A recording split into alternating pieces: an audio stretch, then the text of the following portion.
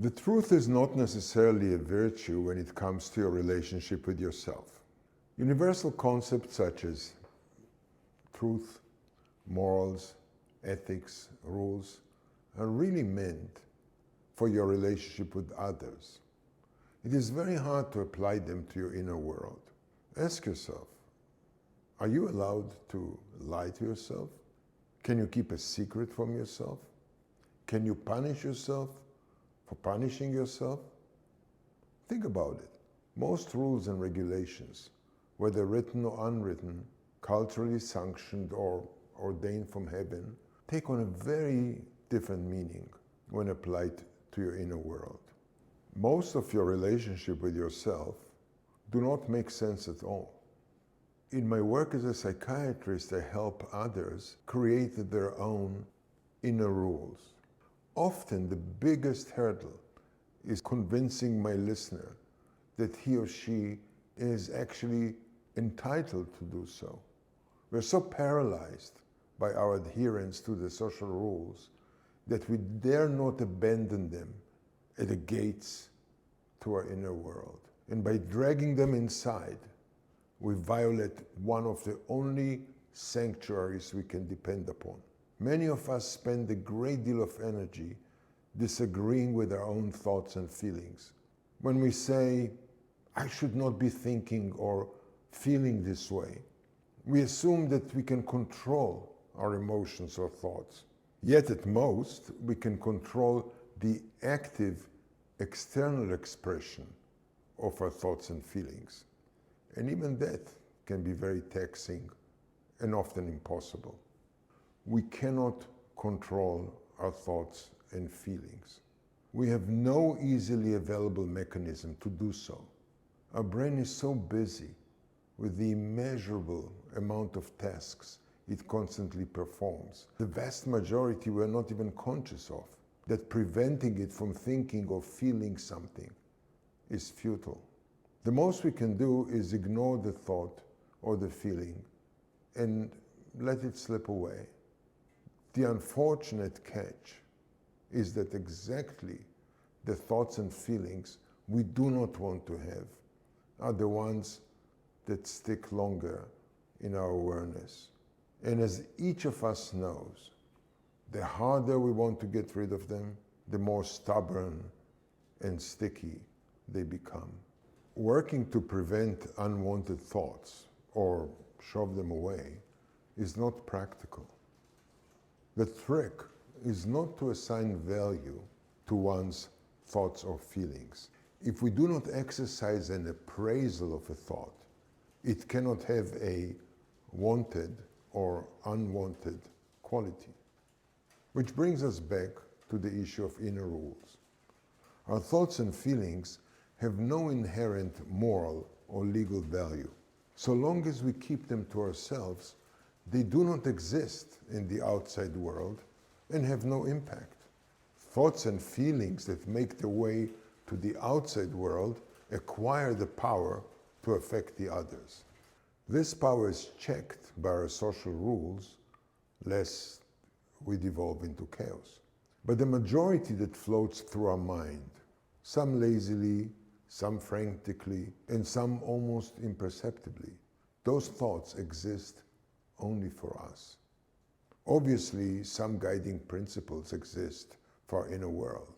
Otherwise, it would also devolve into chaos. But they are not the same principles as the social one. Nor do they have to be, as you already realized. One of the most important principles for our inner world is authenticity. By authenticity, I do not mean a factual truth. Facts are also meaningless in the inner world.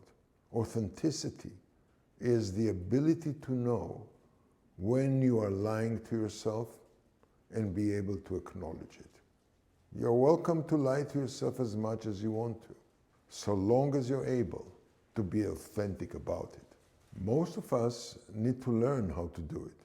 We are so frightened of our thoughts and feelings, and even worse, the interaction between them, that we spend time lying to ourselves about it with the hope that we would buy the lie and put it to rest. But we cannot fully lie to ourselves since we already know the truth. And the bigger the lie, the more emotionally costly its maintenance becomes. Self-lies, or in psychological parlance, denial, often help us cope with unpleasant reality. And since lies in the inner world have no qualitative value, i.e., they are not bad or good, their service should be recognized for what it is. They become a problem when we try to convince ourselves that they are not lies.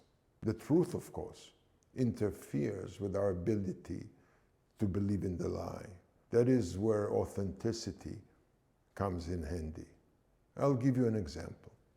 One of the most commonly encountered inner lies is that of a spouse trapped in an unhappy and distant relationship.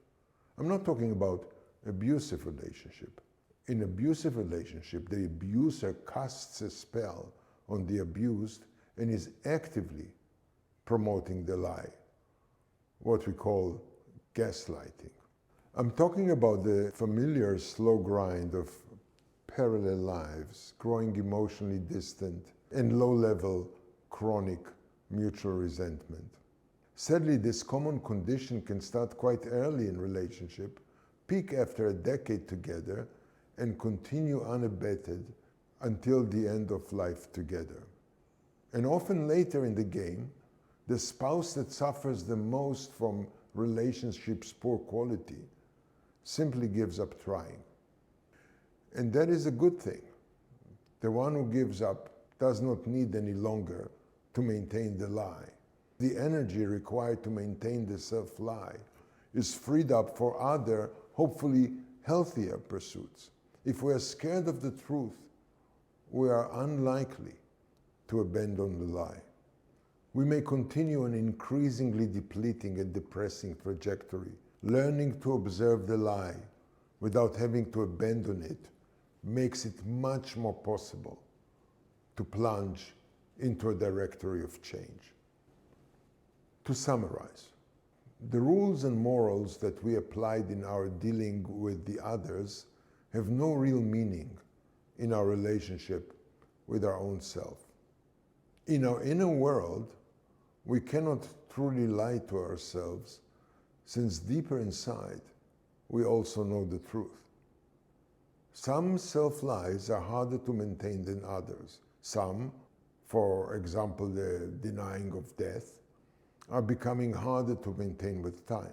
But the more poignant and urgent the truth, the higher levels of energy is needed to stifle it with an inner lie. Our self-lies, much like our fantasies, often serve a purpose in making our life more tolerable or enabling us to distract ourselves from a painful reality. However, authenticity in our inner world is not giving up the lie or adhering fanatically to what we know is the truth. Authenticity is the ability to acknowledge the fact that we are not truthful to ourselves about something. For myself, I've always believed in the adage, the unexamined life is not worth living. Obviously, it's not in my purview to decide the worth of other people's lives. So I offer you a milder version. The authentic inner world makes life easier and lighter. And that is a positive gain in and of itself, isn't it?